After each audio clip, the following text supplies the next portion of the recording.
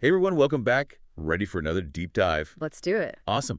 So today we're going to be diving into the world of multipreneurship. We're going to be looking at using this book called Multipreneurship, a personal approach. And this is, I think this is going to be a fascinating one because, we talk a lot about starting businesses and side hustles, but what about when you have like a ton of ideas or you're already running like more than one thing at once? Yeah, for sure. Like how do you actually manage all of that and make it work? Right, exactly. And that's exactly what we're going to be digging into today. So, like, right off the bat, this book, it dives into the idea of the multipreneur. So not just someone with a side hustle, but someone who's actually like managing several businesses all at the same time. It's interesting, right? Because it's kind of like instead of putting all your eggs in one basket, you're actually spreading your risk and your energy across multiple different ventures. And your creativity, I mean, like that's what I find really interesting about this is, some people, they have one big idea and that's what they do. But other people, and I kind of fall into this camp, are like constantly coming up with like new ideas, new things they want to try. I think we both fall into that camp. But I think the challenge then becomes like how do you harness that? How do you not let it become overwhelming, right?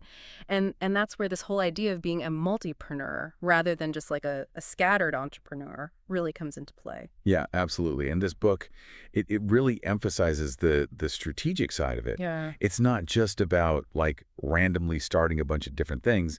It's about building a portfolio of businesses that actually like complement each other. Like a puzzle almost, right? Where each piece kind of fits into the overall picture. Exactly. Yeah. So like, for example, let's say you have a marketing agency, right? Right. And then you also have this amazing idea for a new software product. Well, guess what? You can use your marketing expertise to help promote that software product.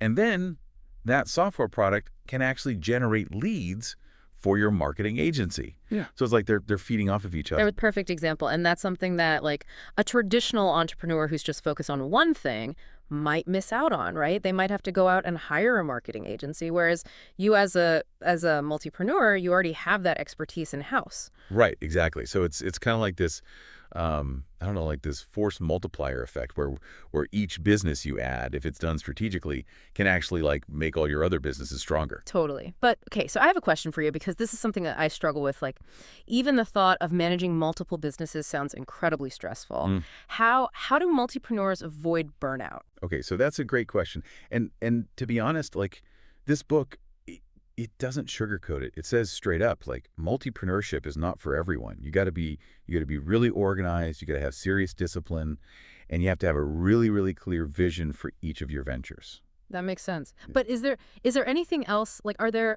any specific strategies that they talk about in the book? Yeah, so they talk a lot about the importance of building systems and processes. Like, think of it like creating a well-oiled machine, right?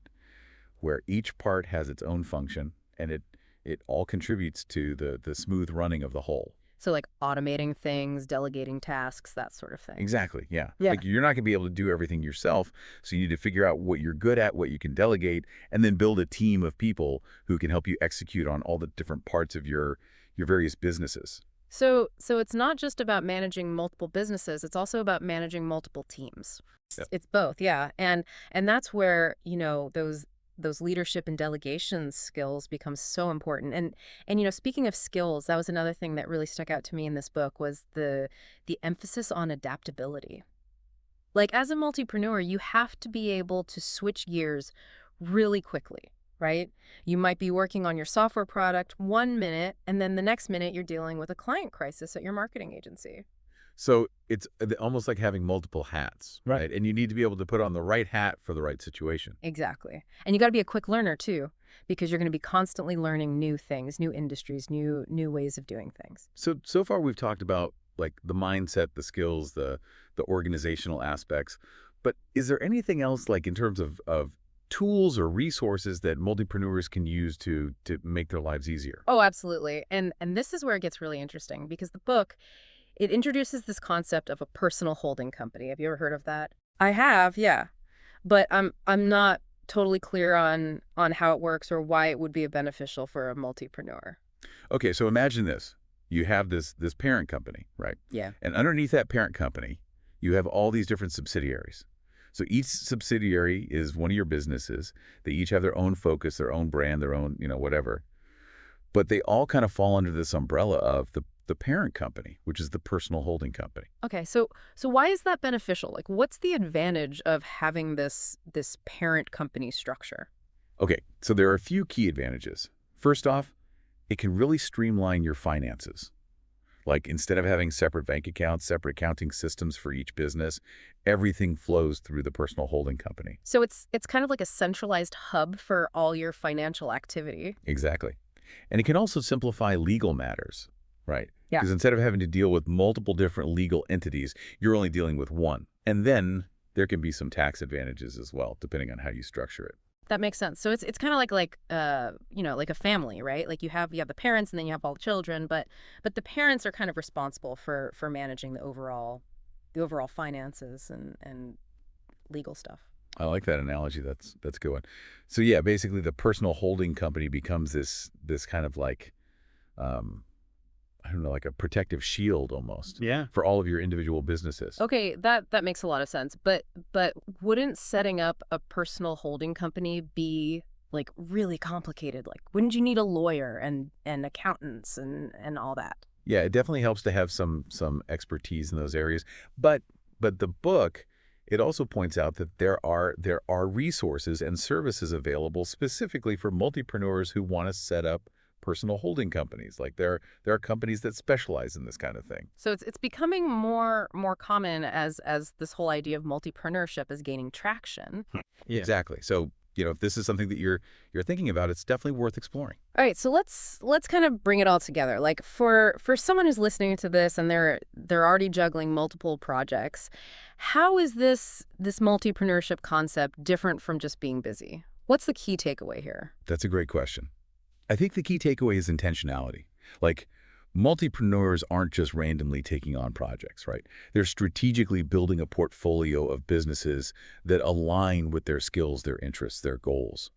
And they're doing it in a way that creates this synergistic ecosystem where each venture actually contributes to the success of the whole. So it's about having a plan, a vision, and then executing on that plan in a strategic way. Exactly. It's like I don't know, like if you were to just like throw a bunch of seeds in the ground, right? Some of them might grow, but some of them might not. But if you actually like plan out your garden, you prepare the soil, you water it, you give it the right nutrients, you're much more likely to end up with a thriving, abundant garden. I love that analogy. So basically, multipreneurship is like gardening, but for businesses. Exactly. And who doesn't love a beautiful, thriving garden? Nobody I know. All right, so I think we've covered a lot of ground today. Like we've talked about the mindset of a multipreneur, the skills that they need, the organizational strategies, the concept of personal holding companies, and I think it's clear that this is a really fascinating and potentially very rewarding approach to business. Absolutely. It's definitely not for everyone, but for those who are wired for it, it can be incredibly fulfilling. All right, so as we wrap up this deep dive, I want to leave you with one final thought to ponder.